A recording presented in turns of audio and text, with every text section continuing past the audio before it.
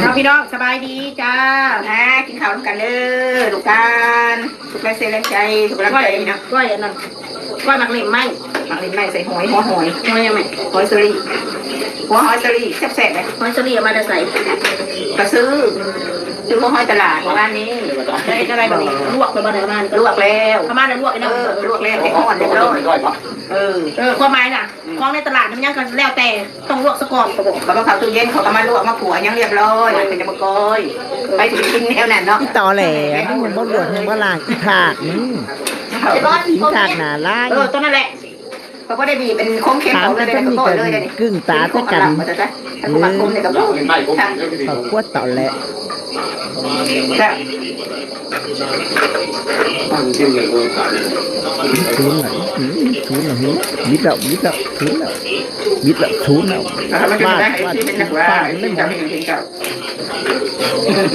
đi bảo nổi được tại thừa này có kiếm lên หัวคือมาเหลี่ยมคักจะยามเอ้ย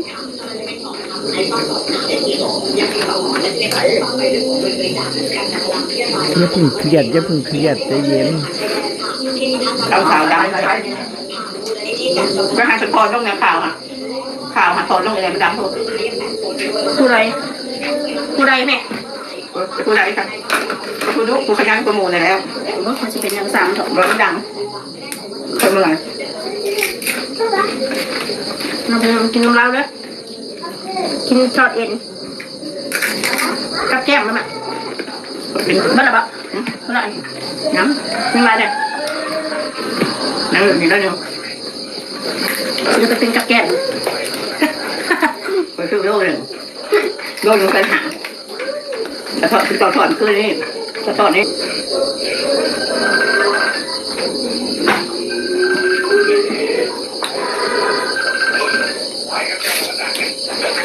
น้ำลูกคมมาแบบมักคมกับว่าคมมักคมกับเขาได้กินเขาเป็นจะเสกแต่เขาเป็นเสกคมหน่อยแต่ก่อยแบบนี้ก่อยแบบกินคมมาสั่งกันได้นั่นแหละเป็นไงล่ะใช้เปิดเพลงแบบกินคมมาสั่งกันได้นั่นแหละเป็นไงล่ะใช้เปิดเพลงเขาอีเมลก็ได้เขาเปิดเพื่อนเขาคนเดียว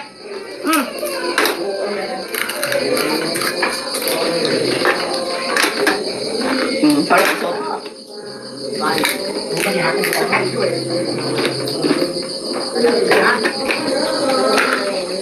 ไปโดดไปที่ของร้านประกัน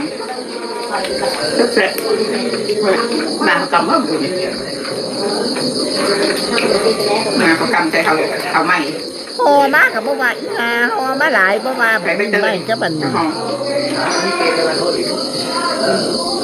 ถ้าแอบมาเขากำเขาเกิมกับเขาเจ้ากันคือเขาเนี้ยกันคือหมอย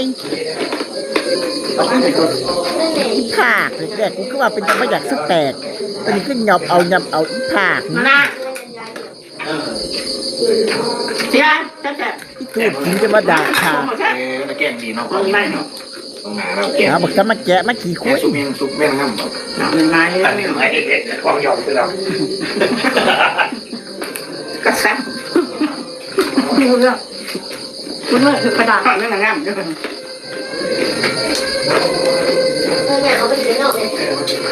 ที่มันก็จะไปอีกน้องนี่ไม่เคยได้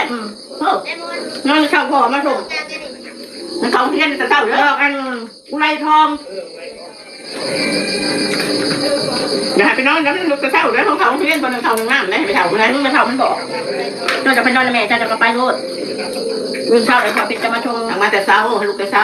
มาแต่เช้ากับพ่อไม่ได้มาส่งมันก็หวังเขาเฮี้ยนมึงนะเรื่องเขาไปทำล่างด้วยได้เขาไปเลี้ยงอยากไปเลี้ยงค่ะเขาเก็บแขนใช่เขาบอกท่านบอกเขาแล้วทำไปนอนเจ้าได้ไหมเด้อมือเขาไปเฮี้ยนไม่เท่าคือมันเจ้าจะไปเจ้าไปนอนโลดได้ไหมที่หนึ่งเลี้ยงดอกจบเสร็จแล้วให้ลูกสาวจะกินยาดีพอสัญญาได้เหมือนบริจาคเผ็ดบ้านเนี่ยซื้อยามองแค่แน่เจ็บหัวเข่าจะได้ยามองเป็นไรหนูมีเงินซื้อยามองเป็นไรน้ำมันเคียว80,000แล้วก็ปล่อยได้ไหมจะเรียนน้ำมันเคียวนะคือค่ะหันไหม แม่แม่ไปร้องเพลงบอกอยู่ค่อยไปจักไปร้องเพลงอยู่ค่อยจักชั่วโมงหนึ่งหรือกันมา ยังขึ้นมันเนาะขี้ครับ ไปคลายเครียดมันสิขี้ข้านยัง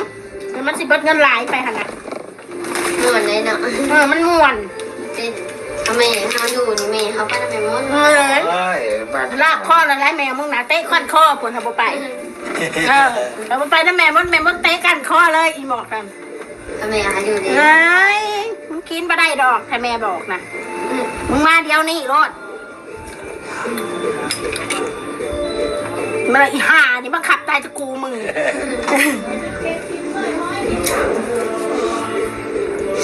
เนี่ยหันเราอยู่ในเตียงทำไม ไอ้น้อยมึงจะไปบ้านร้องเพลงนะ ในวันฮอ ขอบันนี้ส่วนเจ้าส่วนบักไอ้น้อยทางไปร้องเพลงถ้าส่วนมันว่าหยอกแค่นั้นไปถ่ายทะเบียนรถมันไว้อีกไปพ้นน่ะไม่เอาเอ้ยแค่สร้างตะเกียบแค่นั้นแต่ปุ๊บใบบอกขาดเนาะทุกคนเห็นว่าเริ่มต้นกับแม่ลูกเขาพิดกันแล้วการแบ่งพักแบ่งพวกดีแบ่งพักแบ่งพวกไปหลังจากเขามาดีกันแล้วบ่ถูกแล้วบ่ถูกใจเขาบัดนี้บ่ถูกใจเขาถูกใจที่เพิ่นบัดนี้หรือว่าเครียดบัดนี้แม่ลูกเขาดีกันแล้วก็คุดเอาคลิปเก่าๆน่ะมาคุดก็ได้เขารู้เบิดเขาจื้อเบิด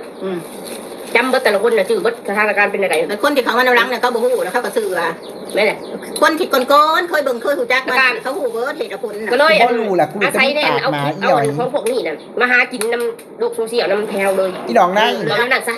เดี๋ยวขอครัวหาไปหากินเลยไปสั่นซะแล้วก็ป่วนเฮ็ดจะให้เขาหึนก็สร้างแล้วก็ออกมา โอ้ยใหญ่มึงบอกว่าทำเลยทำได้เหมือนกูไหม แล้วก็เอาเสียงใหญ่ เจอกันเลยมันเจอกันเลย อยากให้มันมีรายได้ส่งเขาเด้เฮ็ดลิ้นยาวเฮ็ดตาเสียกตายังสมาปิ อุ๊ยคือแต่อีปอ เพื่อจะให้ทุกคนมีโฆษณา อีหัวทางนอดแตนมึงเอ้ามีสิคะ คนมีปัญญาหากินน้ำขบตัวหมูได้แล้ว อุ้ยอีหมอยกล้าพูดเนาะอีลิคซีดคือลูกเคยมึงเนาะ เฮ็ดได้เขาสิหาให้กับบ่ว่าเนาะแต่ว่าหากินก็ง่ายโพดสุดจัง เอ้า มันง่ายเกินเนาะ เอื่อยมึงบอกว่ากล้าทำไหมล่ะ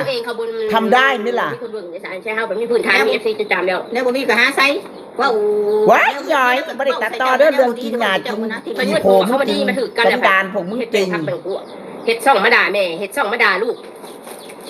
ตอนผิดกันผัดว่าใจอ่อนซะแม่มอนเอ้ยคืนดีกับลูกซะคืนดีซะนางอ้นเอ้ยจะเป็นลูกได้จังต้องเป็นขอขมาแม่ได้มอนเอ้ยใจอ่อนตะแม่ซะมอนเอ้ยอ้นเอ้ยบักเขาดีกันบัดไปขอขมาแม่ซะ โทษFC อย่าโทษ อี FC ส่วนบัดนี้เดี๋ยวผัดอีลงลูกไปด่าเขาอีกด่าแม่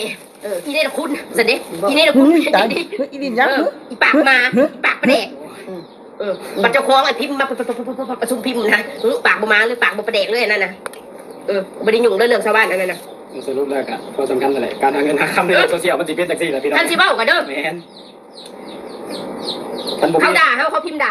เขากระด่าเขาตอบ แม่นคันมันบ่มีจุดเด่น และจุดผิดแต่ให้เขาได้ผิดบัดนี้เขาซุ่มผิดมันเป็นผิดนะบ่ได้ผิดจักเม็ดเลยเขาบ่ผิดเพราะยังบ่ผิดเพราะกูเป็น FC มึงกูเบิ่งมึงมีรายได้จากกูประเด็นบ่ได้บางเทื่อเม็ดมากูบ่ได้เบิ่งมึงมีรายได้กูไม่ได้เบิ่งมึงเด้อเขามาเม่นข้างในได้เขาเม่นบอกกูไม่ได้เขามาเบิ่งมึงจะดีเขามาเม่นข้างในนะเขามาเม่นข้างในครับไม่ได้เบิ่งไม่ได้เบิ่งมึงเด้อกูสั่งมึงกูอันพิมพ์เอาตีนมาใส่มึงจะสื่อว่า นั่นแหละพี่น้องโลกโซเชียลมีทั้งดีทั้งง่ายสำหรับพี่ โลกโซเชียลมันด่ากันในโซเชียลใครอยู่ที่มันมาบุกทุกข้อเทือนนี่นะคือเทือนนี่มันบอกว่านี่นะมันสมควรบ่เลยอันนั้นมันได้อันนั้นทั้งที่โตด่าเขาด่าเขาพาเขาด่าพ่อด่าแม่ตัวด่าพ่อด่าแม่ก็กระด่าคือกัน